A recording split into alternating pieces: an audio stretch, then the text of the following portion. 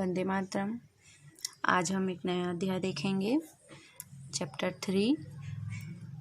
3 के अंतर्गत है प्लांट किंगडम यानी कि पादप जगत। R.H. विटकर ने 5 जगत दिया था, जिसमें सबसे पहला जगत क्या था? तो सबसे पहला जगत था जगत मोनेरा। मोनेरा के अंतर्गत जीवाणु को देखे थे हमने। उसके बाद दूसरा जगत था प्रतिष्ठा, तीसरा कवक। तो ये 3 जगत हो चुका था। अब चौथा जगत है वह है प्लांट। तो यहाँ पर हम सबसे पहले देखेंगे कि इस जगत में है ना किसको शामिल किया गया है? पौधों को। जितने भी पेड़ पौधे हैं उन सभी को R.H. विटकर ने एक जगत में शामिल किया और उस जगत का नाम रखा पादप जगत। तो हम यहाँ पर देखेंगे कि जो पादप जगत होते हैं उसको किस तरीक़ा से वर्गीकृत किया गया है। तो यहाँ पर सबसे पहले पादप जगत को 2 भागों में वर्गीकृत किया गया है, जिसमें पहला भाग होता है अपुष्पीय पौधे। अपुष्पीय है ना, और एक होता है पुष्पीय। तो यहाँ पर पादप जगत को सबसे पहले 2 भागों में डिवाइड किया गया। पहला है अपुष्पीय और दूसरा है पुष्पीय। तो अपुष्पीय का मतलब यहाँ पर क्या होगा कि ऐसे पौधे जिसमें फूल नहीं खिलते हैं। तो अब फूल नहीं खिल रहे हैं तो ये किस तरीक़ा से होंगे? तो ये क्या रहेंगे? बीज रहित होते हैं, है ना। फूल नहीं खिलते मतलब इनमें बीज का भी निर्माण नहीं होता। और ये क्या होंगे? तो इसमें क्या होता है? बीज पाया जाता है, तो बीज युक्त। तो उन्होंने मतलब जो पादप जगत है उसको 2 भागों में सबसे पहले वर्गीकृत किया गया, अपुष्पीय और पुष्पीय, है ना। इसको बोला जाता है क्राइप्टोगेमस और इसको कहा जाता है फेनेरोगेमस। अब इसका भी पार्ट होता है। तो अपुष्पीय जो मतलब पादप होते हैं उसको फिर से 3 भागों में डिवाइड किया गया है। अब अपुष्पीय पौधों को फिर से 3 भागों में वर्गीकृत किया गया है। पहला है थैलोफाइटा। पहला क्या है? थैलोफाइटा। दूसरा है ब्रायोफाइटा और तीसरा है टेरिडोफाइटा।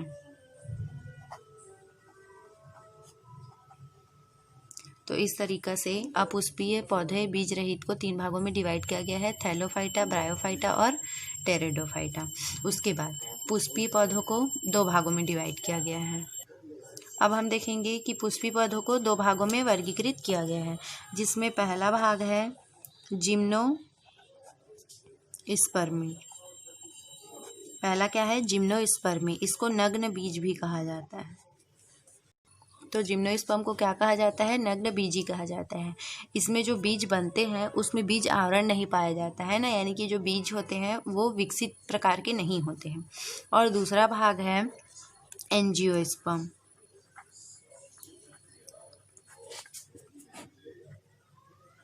ठीक है। तो पुष्पीय पौधों को 2 भागों में डिवाइड किया गया है, जिम्नोस्पर्मी और एंजियोस्पर्मी। ये क्या होते हैं? तो इसमें विकसित बीज पाया जाता है ना। तो यहाँ पर आप लिख लीजिएगा विकसित बीज वाले पौधे हैं। तो इस तरीक़ा से जो पादप जगत है उसको 5 भागों में डिवाइड किया गया है। सबसे पहले तो इसको 2 भागों में डिवाइड किया गया है पुष्प के आधार पर, अपुष्पीय पौधे और पुष्पीय पौधे। तो अपुष्पीय पौधों को 3 भागों में डिवाइड किया गया है। पहला है थैलोफाइटा, फिर ब्रायोफाइटा, टेरिडोफाइटा। उसके बाद पुष्पीय पौधों को 2 भागों में डिवाइड किया गया है, जिम्नोस्पर्म जिसमें बीज आवरण नहीं पाया जाता और एंजियोस्पर्म जिनमें विकसित बीज पाया जाता है। तो इस तरीक़ा से जो पादप है उसकी शुरुआत कहाँ से होती है? थैलोफाइटा से होती है। फिर धीरे धीरे उसमें कुछ विकास होता है, फिर से उसमें और ज़्यादा मतलब डेवलपमेंट होगा, है ना। तो ऐसे करके फिर लास्ट में क्या आता है? एंजियोस्पर्मी। इसमें क्या होते हैं? विकसित, है ना, फूल वाले पौधे मतलब बीज और पौधों का निर्माण होता है। तो सबसे पहले यदि हम यहाँ पर देखेंगे कि जो थैलोफाइटा है, तो ये जो थैलोफाइटा होते हैं ये किस तरीके से होते हैं? तो ये सबसे अल्प प्राचीन होते हैं, है ना। जैसे कि हम जानते हैं कि कोई भी चीज़ों का जब विकास होता है तो शुरू में वो कैसे रहते हैं? नहीं के बराबर। तो इसमें थैलोफाइटा में क्या होता है कि जड़, तना, पत्ती, है ना, एब्सेंट होते हैं। थैलोफाइटा में क्या होता है? जड़, तना, पत्ती कुछ भी नहीं पाया जाता। तो इसको तो फिर क्या है ये? जब इसमें जड़, तना, पत्ती पाया ही नहीं जा रहा है ना। तो ये क्या होते हैं? एक बस कोशिका के समान होते हैं। तो इसका एग्जाम्पल आता है शैवाल। थैलोफाइटा के अंतर्गत किसको रखा गया है? शैवाल को रखा गया है, क्योंकि शैवाल में कोई भी जड़ तना पत्ती नहीं पाया जाता है। ये इसको क्यों रखा गया है पादप जगत में, जब इसमें कुछ पाई नहीं जा रहा? इसको शैवाल में क्लोरोफिल पाया जाता है, जो क्या करते हैं? प्रकाश संश्लेषण की क्रिया के द्वारा भोजन बनाने में मदद करते हैं। इसी कारण से इनको पादप जगत में रखा गया है। अब ब्रायोफाइटा, तो ब्रायोफाइटा के अंतर्गत जो भी पौधे आते हैं उसमें भी जड़, तना और पत्ती अब्सेंट होते हैं, है ना। जड़, तना, पत्ती क्या होते हैं? अब्सेंट होते हैं। लेकिन इनमें कुछ आभासीय, पत्ती के समान और जड़ के समान क्या होते हैं? कुछ आभास, मतलब उसी के समान संरचना वाले कुछ अंग पाए जाते हैं, है ना। लेकिन पत्ती के समान क्या पाया जाता है? थैलस पाया जाता है। वो पत्ती नहीं होता, लेकिन पत्ती के समान दिखाई देते हैं। वह जड़ के समान भी पाए जाते हैं, जिसको क्या कहा जाता है? राइजॉइड। उसमें पत्ती और जड़ तो नहीं पाया जाता, लेकिन उसी से मिलता जुलता थैलस और राइजॉइड्स पाए जाते हैं। तो इस तरीक़ा से था यह ब्रायोफाइटा। उसी प्रकार से टेरिडोफाइटा में क्या होता है कि टेरिडोफाइटा में जड़, तना और पत्ती क्या रहेंगे? प्रेजेंट रहते हैं। इसमें जड़, तना, पत्ती पाया जाता है, लेकिन बीज क्या रहेगा? नहीं होता। तो इस तरीक़ा से धीरे धीरे क्या हो रहा है? पौधों का विकास बढ़ते जा रहा है। शुरू में जड़, तना, पत्ती पाया ही नहीं जा रहा था। फिर ब्रायोफाइटा के अंतर्गत क्या हुआ कि कुछ उसी प्रकार से थैलस और राइजॉइड्स यानी कि जड़ के समान ही अंग उसमें पाए गए। उसके बाद धीरे से क्या हुआ कि उसमें जड़, तना, पत्ती पाए गए, जिसको टेरिडोफाइटा के अंतर्गत रखा गया, लेकिन इसमें बीज नहीं पाया जा रहा था, है ना। उसके बाद हम आते हैं जिम्नोस्पर्म में। तो जिम्नोस्पर्म में क्या था कि इसमें बीज तो था, लेकिन बीज आवरण नहीं था, इसलिए जो बीज थे वो विकसित प्रकार के नहीं थे, है ना। तो इसमें आप क्या लिख सकते हैं कि जड़, तना, पत्ती क्या है? इसमें प्रेजेंट रहते हैं। ये अभी मैं सिर्फ आपको थोड़ा सा इसका समझाने के लिए बता रही हूँ, अभी इसको हम आगे डील करेंगे। तो जड़, तना, पत्ती इसमें क्या होता है? प्रेजेंट रहता है।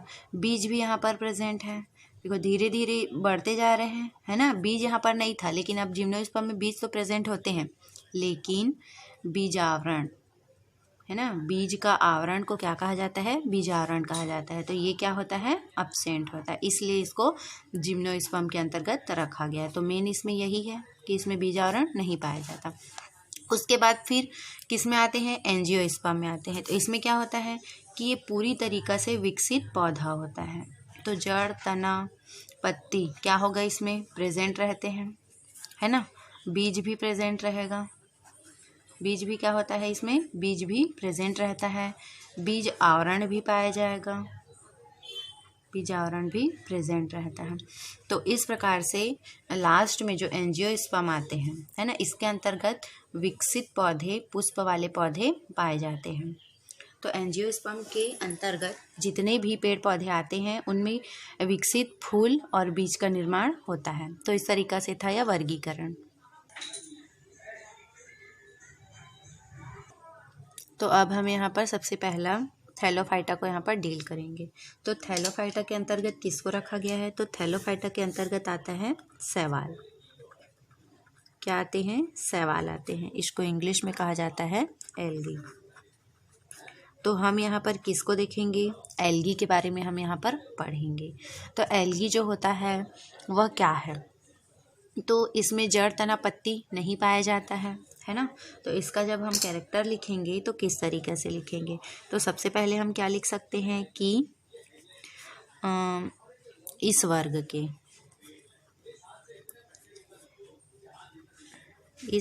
के सभी प्लांट, यानी कि अब अभी हम थैलोफाइटा के बारे में देख रहे हैं।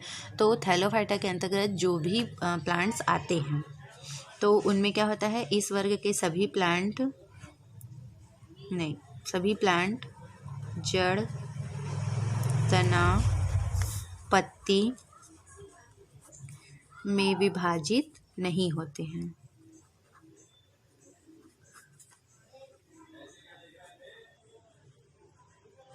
तो इस वर्ग के अंतर्गत थैलोफाइटा के अंतर्गत जितने भी जीवों को रखा गया है वो क्या होते हैं, जड़ तना पत्ती में डिवाइड नहीं होते हैं। अब हम यदि शैवाल के बारे में देखते हैं तो शैवाल में क्या होता है कि शैवाल तो जड़ तना पत्ती तो पाया ही नहीं जाता है, तो इसमें क्या उपस्थित होता है, क्लोरोफिल पाया जाता है। और क्लोरोफिल पाए जाने की वजह से इसको पादप जगत में रखा गया है। तो इसमें क्या पाया जाता है, क्लोरोफिल पाया जाता है। क्लोरोफिल क्या करता है, आप सभी जानते ही हैं कि क्लोरोफिल क्या करते हैं, प्रकाश संश्लेषण की उपस्थिति में पौधों में भोजन बनाने में यह मदद करता है। एक प्रकार का वर्णक है यह। तो क्लोरोफिल की वजह से जो शैवाल होते हैं वो क्या होते हैं, स्वपोषी होते हैं, यानी कि खुद से अपना भोजन बनाते हैं। अगला हम इसमें कैरेक्टर लिख सकते हैं कि जो शैवाल हैं वो कैसे होते हैं, तो यह पर्णहरिम युक्त होते हैं, यानी कि हरे कलर के दिखाई देते हैं, हरे कलर के होते हैं। और इनमें संवहन ऊतक नहीं पाया जाता है, यानी कि ये क्या होते हैं, असंवहनीय होते हैं, असंवहनीय होते हैं। और इनका जो शरीर होता है ना, जो शैवाल का जो शरीर है वो किस तरीके से होता है, तो वह एक थैलस के समान होता है। किसके समान होता है, थैलस, यानी कि सुकायवत, एक थैले के समान होता है, क्योंकि इसमें जड़ तना पत्ती तो पाया ही नहीं जाता है। तो जो शैवाल है उनका शरीर कैसा रहता है, थैलस के समान, थैलस के समान होता है। अगला हम इसमें क्या लिख सकते हैं, यहाँ पर आप ये ध्यान दीजिएगा कि जो शैवाल का अध्ययन करते हैं, शैवाल के अध्ययन को, या जिस शाखा के अंतर्गत हम शैवाल का अध्ययन करते हैं उस शाखा को कहा जाता है एल्गोलॉजी। क्या कहा जाता है, एल्गोलॉजी, या फिर एक और है इसमें फाइकोलॉजी। तो ये आप याद रखिएगा कि शैवाल के अध्ययन को क्या कहा जाता है, एल्गोलॉजी या फिर फाइकोलॉजी। ठीक है, अब इसका हम कुछ मेन इसका कैरेक्टर देख लेते हैं। ये तो एक इंट्रो के रूप में था, एक परिचय था इसका। अब इसका यदि हम लक्षण देखते हैं, शैवाल का हम यदि लक्षण देखेंगे तो जो शैवाल होता है वह क्या होता है, जलीय,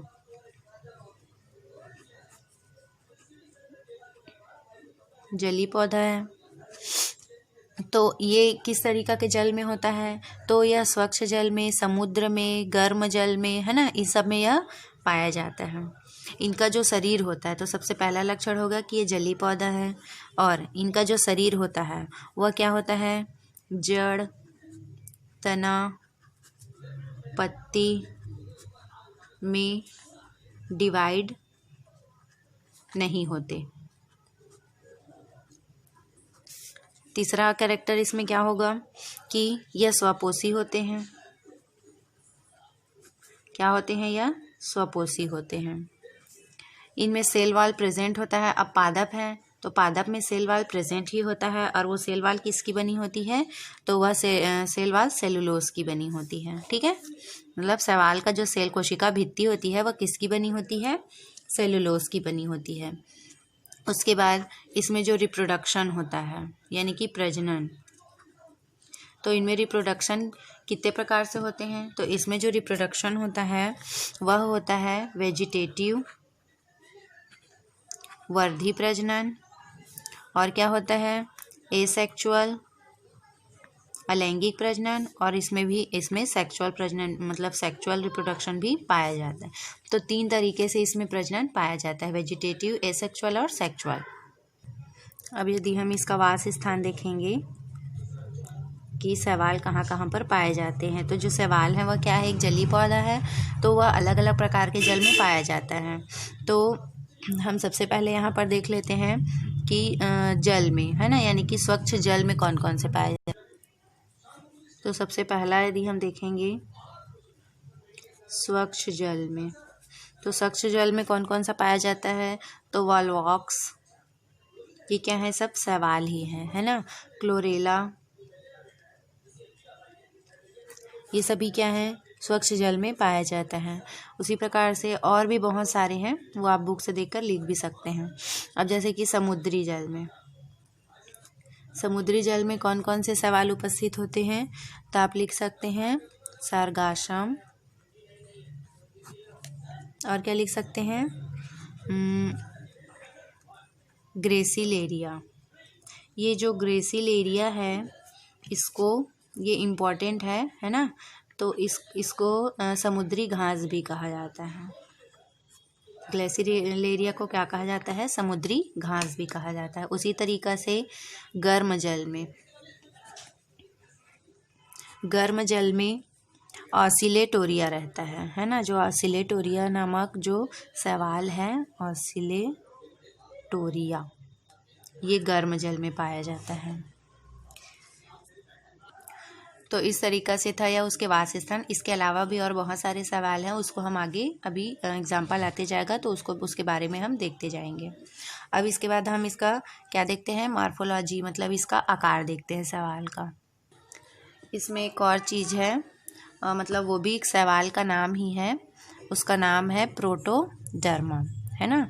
ये जो प्रोटोडर्मा जो सवाल है, ये क्या है कि किसी भी जीव के उसके शरीर के बाहर में उग जाते हैं, है ना, इसलिए इसको कहा जाता है ईपीजोइक। क्या बोलते हैं इसको? ईपीजोइक एल्गी कहा जाता है।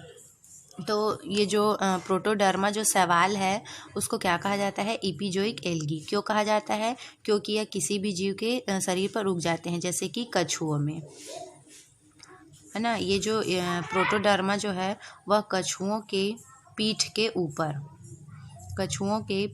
ऊपर उगते हैं, इसीलिए इनको कहा जाता है ईपीजोइक। उसी तरीक़ा से एंडोजोइक भी होते हैं, जैसे कि ऑसिलेटोरिया, ये क्या करते हैं? मनुष्य या किसी अन्य जंतुओं के आंत में पाए जाते हैं, इसलिए उनको एंडोजोइक कहा जाता है। तो ये इम्पॉर्टेंट है, इसको आप याद रखिएगा। प्रोटोडर्मा ये क्या है? कछुओं के पीठ के ऊपर उगते हैं। अब हम देखेंगे मार्फोलॉजी ऑफ एल्गी।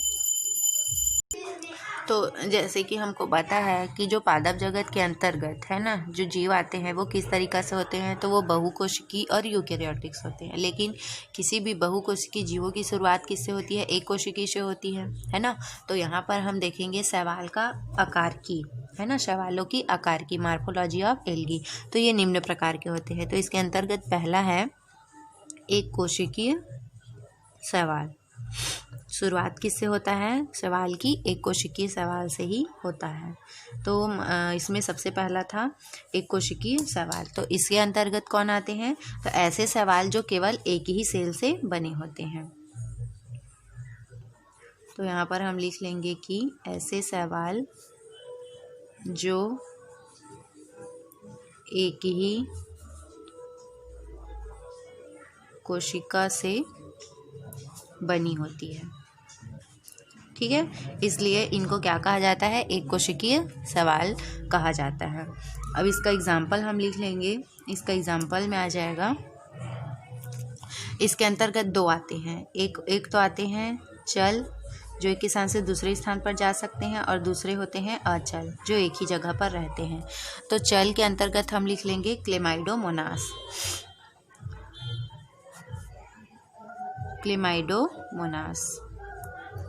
ठीक है, ये क्या है? एक सवाल ही है जो चल प्रकार के होते हैं, मतलब चल यानी कि एक स्थान से दूसरे स्थान पर जाते हैं। अब जा रहे हैं, इसका मतलब इसमें क्या पाया जाएगा भाई? फ्लैजिला पाया जाएगा, तभी तो वो एक स्थान से दूसरे स्थान पर जाएंगे। उसी तरीक़ा से अचल, तो अचल के अंतर्गत आते हैं क्लोरेला।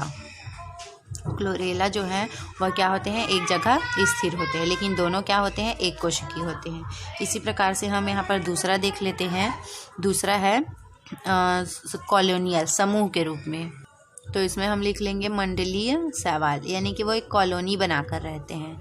इसको इंग्लिश में कहा जाता है कॉलोनियल एल्गी।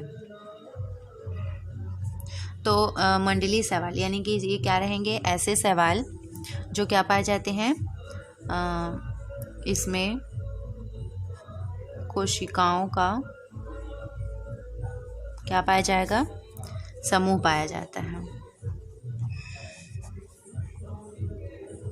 इसमें कोशिकाओं का समूह पाया जाता है ना, यानी कि वो एक सिंगल शैवाल नहीं पाया जाता है ना, वो क्या रहते हैं? एक समूह में पाए जाते हैं। मंडली, है ना, नाम से स्पष्ट यहाँ पर मंडली बोल रहा है, मतलब वो क्या रहेंगे कि इनमें जो कोशिकाएं होती हैं वो बहुत सारी कोशिकाएं एक जगह एकत्रित हो जाते हैं और एक समूह बना लेते हैं।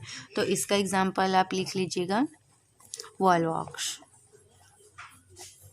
वॉलवॉक्स जो है वो क्या है, कॉलोनियल शैवाल है।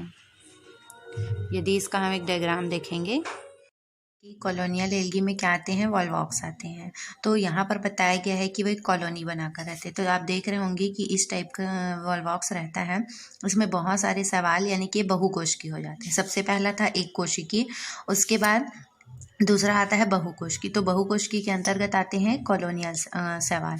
तो इसमें इस तरीक़ा से जो वॉलवॉक्स रहता है वो दिखाई देता है, वो एक कॉलोनी के रूप में रहते हैं। उसी प्रकार से बहुकोशिकीय के अंतर्गत तीसरा एक और आता है तंतुवत, है ना, तंतुवत शैवाल। तो जो तंतुवत शैवाल होते हैं वो कैसे दिखाई देते हैं, तो इनमें मतलब ये क्या रहते हैं, तंतु के समान दिखाई देते हैं, है ना। तो यहाँ पर हम लिख लेंगे कि इस प्रकार के शैवाल, इस प्रकार के शैवाल की संरचना, यानी कि जो इस प्रकार के जो शैवाल रहते हैं वो किस तरीक़ा से रहते हैं, तंतु के समान, तंतु के समान होती है। इसका यदि हम एग्जाम्पल देखेंगे तो इसमें आता है स्पाइरोगाइरा, स्पाइरोगाइरा। जब आपको साइनोबैक्टीरिया पढ़ाया गया था तो ये वर्ड आपने सुना ही होगा, है ना, इसके बारे में भी बताया गया था। तो स्पाइरोगाइरा और एक आता है यूलोथ्रिक्स। यदि इसका हम संरचना देखेंगे तो जो स्पाइरोगाइरा रहता है वह एक तंतु के समान इस तरीक़ा से वो दिखाई देता है, इस तरीके से, है ना। तो ये क्या है, स्पाइरोगाइरा है। उसी प्रकार से यूलोथ्रिक्स भी क्या होते हैं, तंतुवत ही दिखाई देते हैं। तो ये हो गया मॉर्फोलॉजी ऑफ एल्गी, है ना, ये एल्गी का संरचना था। अब हम देखेंगे रिप्रोडक्शन ऑफ एल्गी कि शैवाल में प्रजनन किस तरीके से होता है। तो अगला हम देखेंगे रिप्रोडक्शन ऑफ एल्गी कि शैवालों में प्रजनन किस प्रकार से होता है करके। तो शैवालों में जो प्रजनन होता है वो 3 प्रकार से होता है। पहला होता है वर्धी प्रजनन, है ना, पहला क्या होता है, वर्धी प्रजनन। फिर अलैंगिक प्रजनन भी इसमें पाया जाता है, आपको स्टार्टिंग में ही बताया गया था। अलैंगिक प्रजनन होता है और लैंगिक प्रजनन होता है। तो यहाँ पर आप ध्यान दीजिएगा कि जो लैंगिक प्रजनन होता है उसमें भ्रूण का निर्माण नहीं होता है ना, इसमें केवल क्या बनते हैं, युग्मक बनते हैं, भ्रूण नहीं बनता है, ये बात आप याद रखिएगा।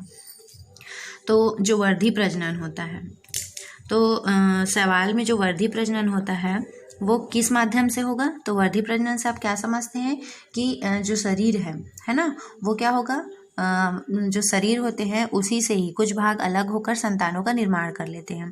तो वर्धी प्रजनन किसके द्वारा होता है, विखंडन के द्वारा होता है ना। शैवालों में वर्धी प्रजनन किसके द्वारा होता है, विखंडन के द्वारा होता है। इसका एग्जाम्पल आप लिख लीजिएगा कि किसमें विखंडन द्वारा प्रजनन होता है। तो जैसे कि कारा शैवाल है और नाइटेला, ये एग्जाम्पल आपको याद करने पड़ेंगे। नाइटेला, अब इसमें जैसे कि अगर हम स्ट्रक्चर देखते हैं कि किस तरीके से विखंडन होता है, तो जैसे कि ये क्या है, एक शैवाल है। अब ये क्या होगा, 2 भागों में डिवाइड होंगे।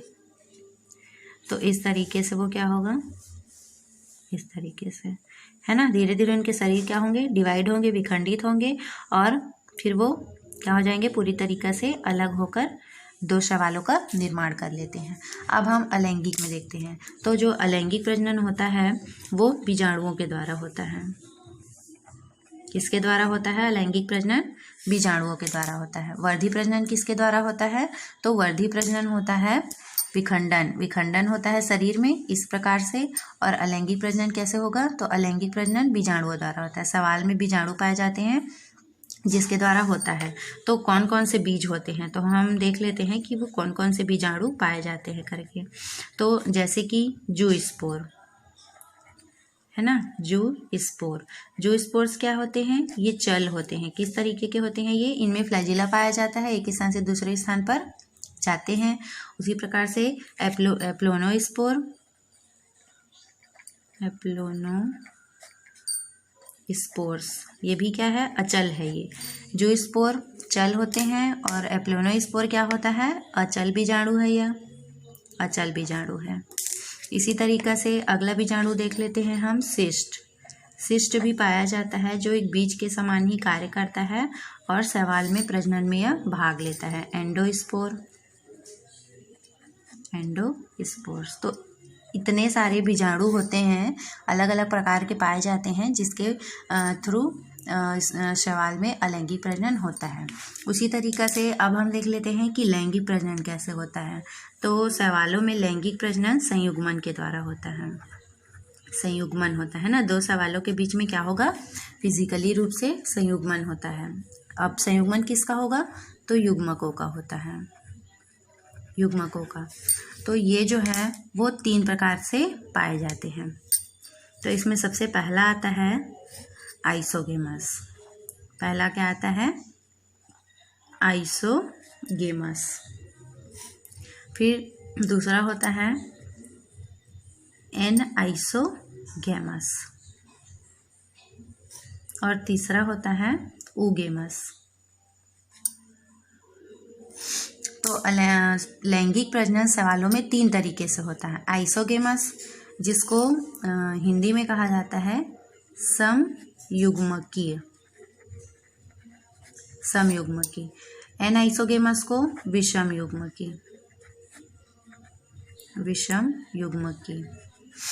और ऊगेमस को क्या कहा जाएगा, तो ऊगेमस को कहा जाता है अंड युग्मकीय। अब इसको थोड़ा सा हम आगे डील कर लेते हैं कि किस किस तरीके से ये पाया जाता है। तो यहाँ पर हम सबसे पहले देखेंगे आइसोगेमस को, है ना, यानी कि समयुग्मकीय। लैंगिक प्रजनन का पहला प्रकार है समयुग्मकीय। इसमें क्या होता है, समयुग्मकीय यानी कि युग्मक क्या होते हैं, युग्मक समान प्रकार के होंगे। इसमें जो लैंगिक प्रजनन में जो शैवालों का जो युग्मक का जो संयुग्मन होता है, तो उसमें जो युग्मक होते हैं उनकी जो संरचना होती है वो किस प्रकार से होती है, समान होती है ना, आपस में बिल्कुल वो किस तरीके से होते हैं, समान होते हैं। जैसे कि अगर हम स्ट्रक्चर देखेंगे तो बिल्कुल वो क्या होंगे, एक दूसरे के समान ही होंगे। इसमें फ्लैजिला भी पाया जाएगा, है ना, और फिर वो आगे चलकर जब अगुणित होंगे और आपस में फिर क्या बना लेते हैं, द्विगुणित बना लेते हैं। तो इस तरीके से दोनों युग्मक क्या है, समान है। दूसरा हम देख लेते हैं विषम युग्मकी, एनाइसोगेमस। विषम युग्मकी में क्या होगा कि इसमें जो दोनों युग्मक का जो आकार होगा, दोनों युग्मकों का आकार क्या होगा, भिन्न होगा, है ना। आइसोगेमस में समान होते हैं, इसमें क्या होगा, भिन्न होता है। साइज में भी वो क्या होंगे, भिन्न होंगे। तो यहाँ पर जो फीमेल होगी, है ना, जो फीमेल युग्मक होगी वो कैसी रहेगी, बड़ी रहती है। क्या रहती है, वो बड़ी रहती है, फ्लैजिला है, और ये क्या है, फीमेल है। और जो मेल होता है वो कैसा होता है, छोटा होता है। ये क्या है, मेल युग्मक है। और ये दोनों आपस में मिलकर फिर क्या बनाते हैं, द्विगुणित युग्मक का निर्माण कर लेते हैं। तो इसका आप एग्जाम्पल लिख लीजिएगा कि इसका एग्जाम्पल होगा यूलोथ्रिक्स। यूलोथ्रिक्स जो सवाल होते हैं उसमें जो युग्मकों का संयुग्मन होता है तो वो समान प्रकार के युग्मक ही संयुग्मन करते हैं। उसी प्रकार विषम युग्मकी का एग्जाम्पल है पेंडोराइना। पेंडोराइना में जब लैंगिक प्रजनन होता है तो उसके जो फीमेल और मेल के जो युग्मक होते हैं वो आकार में क्या होते हैं, अलग अलग होते हैं, और इनका व्यवहार भी अलग अलग होता है। फिर है लास्ट, तीसरा है अंड युग्मकीय, ऊगेमस। अंड युग्मकी में क्या होता है कि इस प्रकार के जो प्रजनन होते हैं उसमें जो दोनों गैमेट्स होते हैं तो उसमें जो मादा गैमेट्स होता है वह गोल, बड़ा और अचल होता है, और नर गैमेट्स कैसे होते हैं, चल प्रकार के होते हैं, है ना। तो यहाँ पर हम लिख लेंगे कि जो फीमेल गैमेट्स होता है, फीमेल गैमेट्स कैसे होंगे, गोल, आकार में बड़ा, और कैसा होता है, अचल होता है। जैसे कि मनुष्यों में पाया जाता है उसी प्रकार से अंड युग्मकी इसी प्रकार का होता है। उसी प्रकार से मेल में मेल गैमेट्स कैसा रहेगा, तो मेल गैमेट्स कैसे रहते हैं, छोटे और चल होते हैं, और इनका जो आकार है वो भी कैसा रहता है, नाशपाती के समान, यानी कि लंबे टाइप के होते हैं। तो इसका अगर मैं डायग्राम बनाऊं, जैसे कि फीमेल कैसा रहता है, गोला। और अचल है मतलब इसमें कोई भी फ्लैजिला नहीं पाया जाएगा। और जो स्पर्म रहता है वो किस तरीके से होगा, तो वह इस तरीके से होता है। तो इस प्रकार के युग्मक को कहा जाता है अंडे युग्मकी, है ना। अब ये दोनों आपस में संलयित होकर फिर क्या बनाते हैं, द्विगुणित जाइगोट का निर्माण कर लेते हैं। तो यहाँ पर आप डायग्राम से समझ गए होंगे कि दोनों युग्मक समान है, यानी कि समयुग्मकी। विषम युग्मकी में एक युग्मक बड़ा होता है, एक युग्मक छोटा होता है, लेकिन अंड युग्मकी में क्या होता है, उनकी जो संरचना होती है, जो आकृति होती है, वो भी अलग अलग होती है ना। इसका एग्जाम्पल वॉल्वॉक्स। वॉल्वॉक्स में अंड युग्मकी प्रजनन पाया जाता है। तो इस तरीके से था यह सवाल का प्रजनन। तो आज की क्लास बस यहीं तक की थी। हम लोगों ने आज पढ़ा थैलोफाइटा, जिसके अंतर्गत सवाल आता है। तो सवाल क्या है ये भी देख लिए, सवाल में प्रजनन किस तरीके से होता है ये भी हम जान लिए। अब अगले वीडियो में हम आगे पढ़ेंगे सवाल का आर्थिक महत्व। तो आज के लिए बस इतना ही था। धन्यवाद।